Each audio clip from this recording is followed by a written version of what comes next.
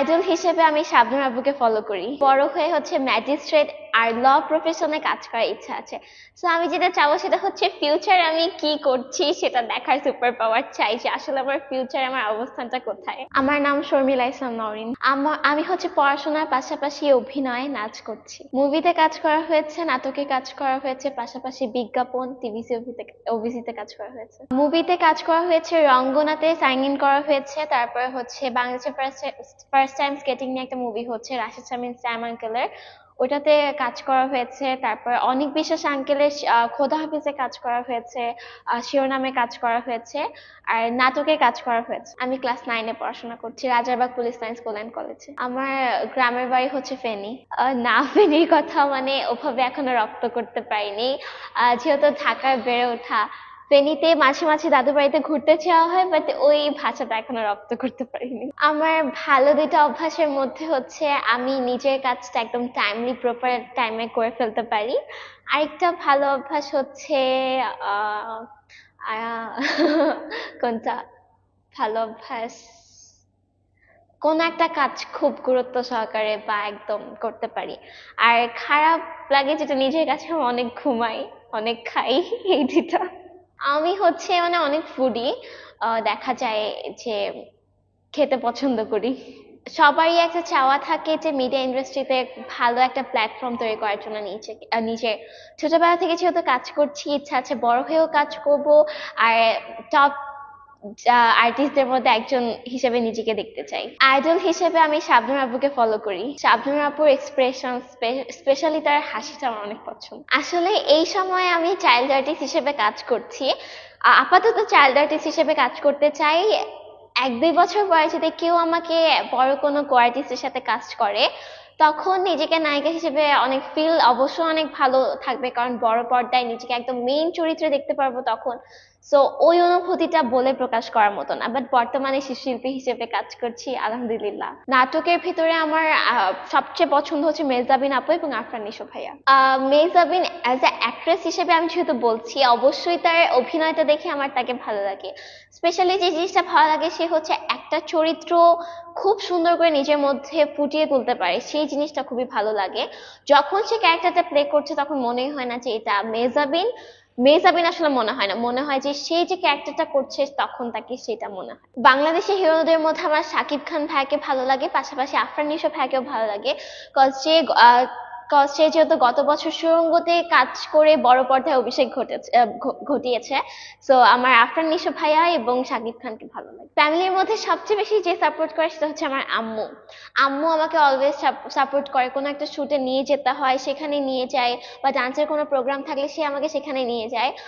ফ্যামিলিতে এই পর্যন্ত কোনো সমস্যা হয়নি, আশা করা যায় হবে না, কারণ অলওয়েজ ফ্যামিলি আমাকে যেইভাবে সাপোর্ট করে আলহামদুলিল্লাহ চলার পথে এটা আসলে ওই সাপোর্টটা থাকলেই হয় মিডিয়া ইন্ডাস্ট্রিতে কাজ করতে গেলে। আমার যে উইশটা আমি পূরণ করতে চাই সেটা হচ্ছে আমার পার্সোনালি বড় হয়ে হচ্ছে ম্যাজিস্ট্রেট আর ল প্রফেশনে কাজ করার ইচ্ছা আছে। সো আমি যেটা চাবো সেটা হচ্ছে ফিউচারে আমি কি করছি সেটা দেখার সুপার পাওয়ার চাই যে আসলে আমার ফিউচারে আমার অবস্থানটা কোথায়। আসলে দেখা যায় আমরা পড়াশোনার পাশাপাশি যেহেতু মিডিয়া সেক্টরে কাজ করছি, পড়াটাকে মেইন প্রায়োরিটি দিয়ে আমরা এক্সট্রা কারিকুলাম অ্যাক্টিভিটিসের সাথে যুক্ত হয়েছি। তো আমার হঠাৎ করে না, আমি ছোট থেকে যেহেতু নাচ করি, নাচ করতে করতে হঠাৎ মিডিয়াতে ঢোকা।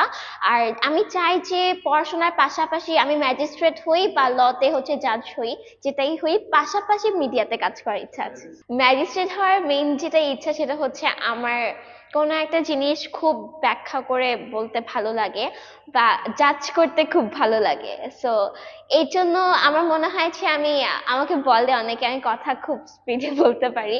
তো সেজন্য ইচ্ছা যে কোনো একটা জিনিসকে প্রপার জাজ দেওয়া বা ন্যায্য যে বিচারটা সেটা দেওয়ার জন্য আমি ম্যাজিস্ট্রেট হতে চাই, প্রপার একটা।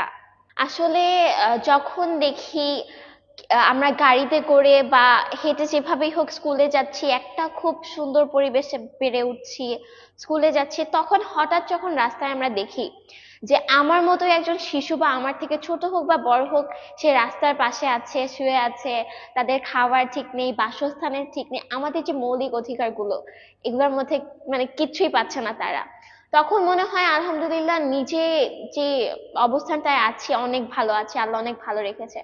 তো আমার যেটা মনে হয় বড় হয়ে আমি ওদের পাশে দাঁড়াতে চাই, ওদেরকে হেল্প করতে চাই। আমার মনে হয় যে সবাই যদি হচ্ছে তাদের পাশে দাঁড়ায়, অনেকাংশেই এই দেখা যায় বাসস্থান ছাড়া মানুষজন, পোশাক ছাড়া শিশুদের হার কমে আসবে। সো আমার মনে হয় যে সবার তাদের পাশে দাঁড়ানো উচিত। আসলে ফিউচারে নিজেকে শীর্ষ অবস্থানে সবাই দেখতে চায়। ছোটবেলা থেকে কাজ করছি, বড় হয়েও যেন এই কাজের হচ্ছে একটা ক্যাপাবিলিটি থাকে, নিজেকে একদম শীর্ষ একটা স্থানে দেখতে চাই।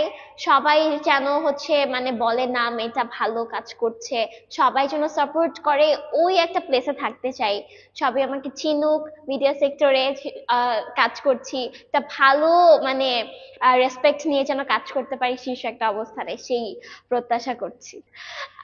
বলতে গেলে আমার আম্মুর মতে আমার রাগ অনেক বেশি, আর ফ্রেন্ডরাও বলেছে আমার রাগ অনেক বেশি, বাট এটা কখনোই একটা ভালো গুণ না, এটা একটা খারাপ গুণ।